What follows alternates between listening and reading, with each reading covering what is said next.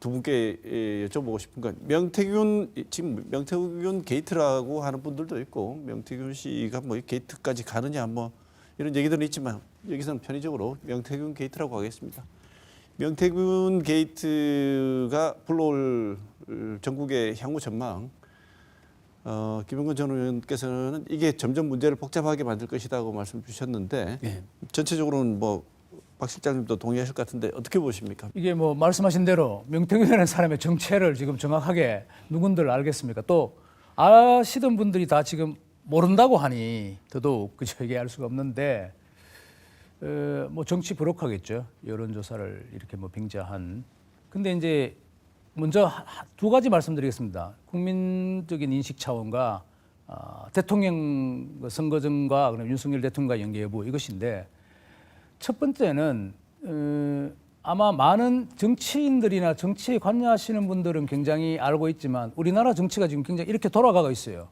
브로커가 굉장히 많아지고 여론조사는 저도 이렇게 현장에서 보면은 알 수 없는 근거 없는 누가 조사했지 하게 고개를 갸웃거리는 것이 굉장히 많이 들어요. 이게 객관적인 조사를 하기 위한 지표이기보다는 어떤 데는 선거를 독려하기 위하고 나의 유리한 지표들을 뽑아내서 그걸 활용하기 위한 여론조사이기도 한데 그것이 이제 지나치게 법을 이탈하면서까지 횡행됐다는 부분이 있고 그 와중에 이제 브로커들이 많이 좀 속된 표현으로 설친다는 것이죠. 우리 명태균과 지금 김영선 전 의원과의 관계에서도 그런 것이 보이지 않습니까? 뭐 세비를 반땅했다는가 이런데 있을 수 없는 일인데 그런 부분을 우리 국민들도 조금 현실 정치에 한편으로는 용인되는 수준이 있고 어떤 것들은 용인돼서는 안 될 부분이 있는데 차제 이것이 좀 검증이 되고 정리가 돼야 될 것 같아요. 두 번째는 역시 이제 이게 또 흥미로운 이야기가 명태균이가 자꾸 뭐 대통령 부부를 많이 안다는 거 아니에요. 내가 대통령 당선시켰다고까지 이야기하는데 대통령 선거 끝나면 전국 팔도에 대통령 내가 당선시켰다는 사람이 수백 명, 수천 명이 될 거예요. 그 중에 원 오브 댐인지 아니면 정말 어떤 윤석열 대통령 부부가 뭐 정치가 누구는 그러잖아요. 패밀리 비즈니스라고 가족이 어떤 내밀하게 도와주지 않으면 현실적으로 있을 수는 없는 부분이 있어요. 아내가 안 도와주면 어떻게 남편이 훌륭한 정치인이 되겠어요.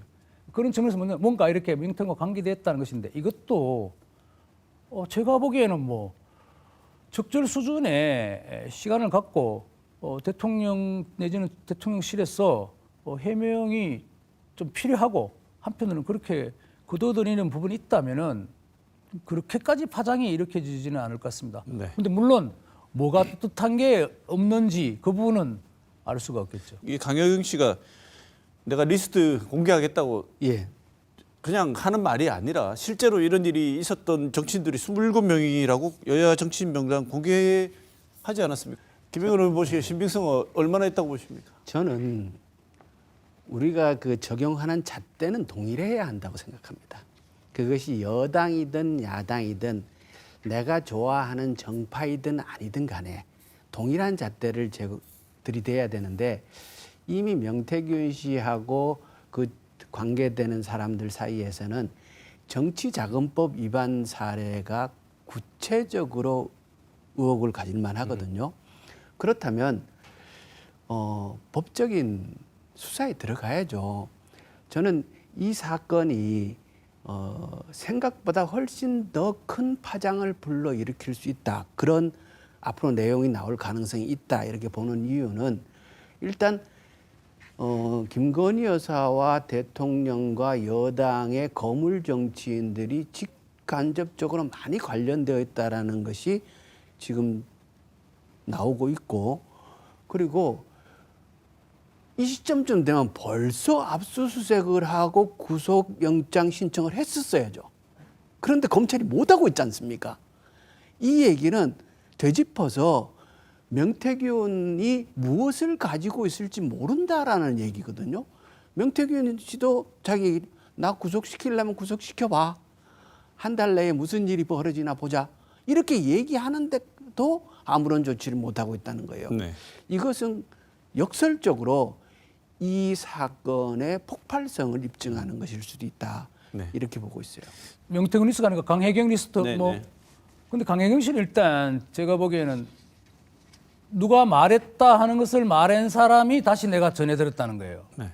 그러니까 이게 좀 무슨 어떤 한 사람을 정치적 영웅으로 만드는 민주당이 지금 조금 그런 부분에 우를 범할 수도 있다고 좀 생각돼요. 뭐 공익 제보자를 만들어서 이렇게 부풀려서 막 가는데 근데 이제 김 의원님께서도 말씀하셨다시피 뭐 이렇게 검찰 수사가 미진하다는 건데 물론 그 동의하는 부분이 있습니다. 어떤 특정하게 이탈된 상황이고 국민적 관심이 높다면은 검사들이 경찰이 아니면 수사기관이 해야 되는 것은 당연한데 지금 정치권의 문제가 되는 것은 모든 사안을 자기가 의혹을 제기해놓고 안 되면은 뭐라 그런 하면은 수사하라, 수사해서 밝혀야 된다는 것이죠. 근데 정치권, 정치계 전반이 그렇고 우리 한국 사회 또 정치인들도 그렇고 정치 사안을 자기들의 사안을 자꾸 이렇게 수사기관에 의뢰해서 그걸로 문제를 해결하면은 이게 안 돼요. 어떤 측면에서는 제가 아까 이 명태균 부분도 약간의 우리가 국민적으로 이해할 부분이 있다는 것과 법적으로 이탈된 부분, 탈법적인 부분이 있다는 걸 말씀드렸잖아요. 그 경계선이 사실은 불명확해요. 그래서 정치적인 문제, 무슨 우리 사람이 죽었다든가 굉장히 부정부패가 있다는 건 당연히 해야 되지만 이 사안에서 선거 과정에서 나온 사안들은 민감하기 때문에 이런 것들 모조리 건건별로 다 검찰 수사에 넘긴다는 것은 결국은 민주당도 이야기 엎여 있는 것이 기소 독점주의를 비롯한 검찰의 과대한 권력을 줄이겠다는 것이 민주당의 기조이잖아요. 문재인 정권 때 그렇게 뭘 했고 아마 윤석열 대통령은 거기에 저항했기 때문에 성공했을 거예요. 정치적으로. 뭐 그게 사안이 옳다 그러다가 아니고 그런 사안을 일천한 좀 최근에 어떤 사건 역사가 전개되었는데 검찰의 권력을 계속 그러면 키워주는 것이다. 정치는 도대체 언제까지 그렇게 수사기관에 의지해야 하는가 하는 그런 저는 좀 의문점이 있어요. 이 특별감찰관 주장에 대해서 어떻게 평가하시는지 그다음에 이런 주장하게 되면 여당 내에서 아무래도 이제 표결을 앞두고 뭐 여러 가지 또 표 수계산이 나오지 않겠습니까? 여당 내의 개파 갈등 전망 어떻게 보시는지요? 한 대표가 방향을 잘못 잡았다고 저는 생각을 해요. 한동훈 대표가 늘 말씀하시는 게 국민 눈높이잖아요. 지금 국민 눈높이의 요구는 김건희 여사에 대해서 의혹에 대해 수사를 해라. 의혹을 규명하고 털 거 털고 책임질 것을 책임지셔야 윤석열 대통령이 살고 그리고 전국이 풀린다. 이게 국민 눈높이거든요. 그런데 특별감찰관이라는 거는 그것하고는 좀 너무 거리가 멀잖아요. 지금 청와대 분위기, 용산 분위기에 감찰관 들어간다고 해서 뭘 할 수 있겠어요. 대통령마저도 여사에게 말을 제대로 못하는 상황에서. 그래서 지금 특별감찰관 얘기를 꺼낸 거는 당신이 늘 얘기하는 국민 눈높이와 멀리 떨어진 얘기다 이렇게 생각을 합니다. 네. 특별감찰관 그 부분도 이게 이제 전도된 거죠. 앞과 뒤가 그 본질이 뭐냐는 좀 무슨 떠나 있고 한 대표와 추경호 원내대표 간에 이건 내 영역이다. 영역 싸움이 지금 돼버렸잖아요. 이건 추 원내대표는 특별감찰관 문제는 야당과 협의해야 될 사안이기 때문에 순수하게 국회의원들인 원내를 그 중심으로 한 원내에서 그러니까 원내대표가 중심으로 해결할 사안이지 한 대표가 이걸 나설 문제는 아니다는 것으로 얘기를 했는데 그런 것들이 이제 지금 국민의힘의 좀 그 난맥상이다 이렇게 보여지는 것입니다. 그렇죠. 글쎄요, 뭐 특별감찰관을 임명하는 것은 당연히 좋을 것이고 또 김건희 여사의 어떤 부분에 대해서는 우리가 쭉 지금 논의해왔지만은 사과 중심으로 이 전국을 대통령실이 좀 풀어가야 한다는 것은 당면한 과제이고 그건 누구도 아는 것인데 그 아는 당사자가 이제 과연 어떻게 풀어나가느냐는 것은 그분들의 몫이겠죠. 조금 색다른 정치 이 얘기 한번 나눠보고 오늘 시간 마무리해야 될 것 같습니다. 이번 달 가장 인상적이었던 소식 중에 하나인 이 노벨 문학상 수상을 두고 하나 재미있는 그 여론조사가 있어서 이 얘기 한번 나눠보고 싶습니다. 한국 갤럽 여론조사 결과 한강 작가의 책을 읽어본 적도 앞으로 읽을 의향도 없다는 계층이 자신을 보수라고 답한 응답자 중 32%, TK 거주자 31%가 이렇게 대답을 했는데 중도는 19%고요. 진보는 11%, 호남은 17%가 이런 응답을 한 것과 비교하면 숫자가 상대적으로 높은 수치입니다. 두 분 의견 한번 들어보고 싶습니다. 어떻게 보십니까? 우리가 이제 한강 작가를 통해서 노벨 문학상을 받았던 거는 온 국민이 함께 기뻐해야 할 일이고요. 누가 그러더라고요. 그 소설을 쓰는 사람이 받았지만 영화를 만드는 나도 기쁘고 내가 위로받는 것 같고 내가 축복받는 것 같다라는 얘기를 하더라고요. 그래서 이것은 어쩌면 우리 사회 문화예술을 하는 사람 전체에게 주어지는 상이라고 얘기해도 될 정도로 우리가 굉장히 기쁜 일이라고 생각을 하는데요. 그런데 한편에서는 또 준 나라 대사관에 가서 시위하는 분들도 있고 안 보겠다는 분들도 있고, 그리고 제가 우리 지역에 기자 활동을 열심히 하시는 분이 그 소식을 올렸을 때 우리 지역민들이 올린 댓글을 본 적이 있어요. 저는 깜짝 놀랐어요. 굉장히 부정적이고 작가를 선정적으로 매도하기도 하고, 그래서 우리가 새로운 것, 내가 생각하지 않았던 일이 벌어졌을 때 그것을 좀 더 포용적으로 받아들이는 자세가 필요하지 않는가라는 생각을 하게 됐고요. 어쩌면 이 소설이 읽어보면 불편한 구석이 있습니다.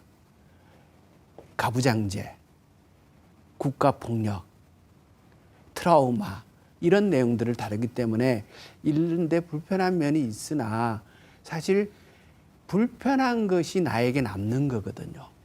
그렇게 본다면 우리 지역의 보수적인 생각을 가지고 계신 분들이 좀 불편함이 있더라도 좀 더 포용적이고 개방적인 마음으로 이번 기회에 좀 더 지평을 확대해 나가는 과정으로 삼아주시면 좋지 않겠나 그런 생각입니다. 네. 이게 뭐 크게 통계치가 나와 있지만 뭐 흥미로운 거는 맞지만 뭐 크게 의미를 둘 건 아닌 것 같은데, 정치적으로 또 이게 모집단이 또 지역적으로 뭐 90명, 100명 안 되죠. 그러니까 편차가 굉장히 큰 건데 그래도 아마 대충 맞을 거예요. 근데 모르겠어요. 저는 뭐 문학에 굉장히 뭐 소양이 깊은 건 아닌데 문학이라는 것이 한편으로는 취향에 가깝겠죠. 네. 그러니까 정치적인 사안을 바라보는 것도 취향, 성향이죠, 우리가. 거기에 따라 좀 달라지는 것이 있고, 어쩌면 당연한 것이 그 스펙트럼과 이렇게 좀 연계돼 갈 수 있어요.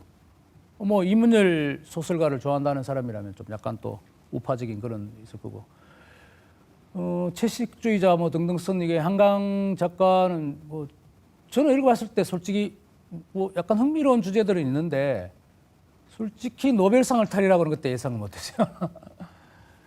그만큼 독특하고 이제 논쟁적이고 굉장히 어떤 생각을 많이 일으킬 수 있는 부분이 있고, 또 독서를 굉장히 좋아하시는 분들 문학적인 상황에서는 이것이 높이 평가받을 수 있기 때문에 왔다고 봅니다. 근데 뭐 김전 의원님이 댓글 이런 부분에 이제 그런 나오는 것은 그만큼 또 이 소설이 논쟁적이다는 것을 말해주는 것이지, 아마 그 댓글 자체에서 이걸 부정한다는 사람이 페미니즘이든 가부장적이든 뭐 5.18에 관한 입장을 과도하게 표현했다든가 뭐 이런 등등 트라우마 이런 것들이 뭐 그렇게 어느 또 그 의견을 뭐 또 우리가 표명하기는 어렵지 않겠나. 네. 국가적인 뭐 경사고 영광이죠. 한편으로는 그 책이 왜 노벨상을 받았느냐고 의문을 제기한다는 자체도 우리 사회가 아마 좀 높은 경지에 와 있을 수 있다는 것이고, 이게 노벨상이라는 것이 뭐 퀴리 분도 옛날에 보면은 뭐 연문을 뿌려서 노벨상 프랑스에서 대대적으로 반대했던데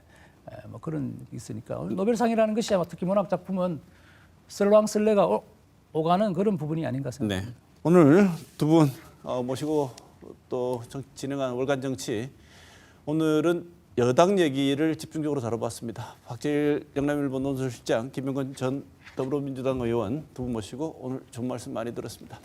여기서 마치겠습니다. 고맙습니다.